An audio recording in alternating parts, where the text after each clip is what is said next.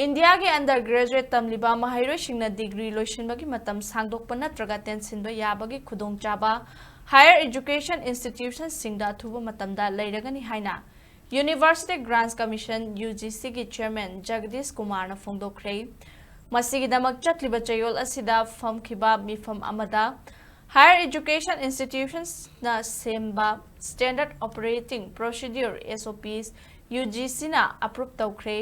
Anoba mawong asigi matung ina degree tamliba maheiroi amana Accelerated Degree Program ADP amasung Extended Degree Program EDP haina khaidoktuna mahei tamba yahangadawri loinana Anoba chatnabi asigi damak miyamdagi feedback launaba stakeholders singda thadaragani hairi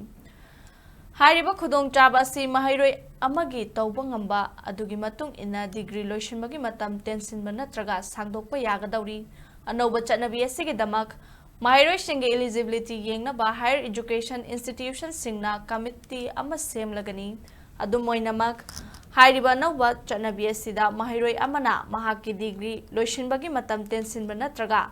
Sangdokpagi firep adu ahanba semester natraga anisuba semester fawbada lawgadabani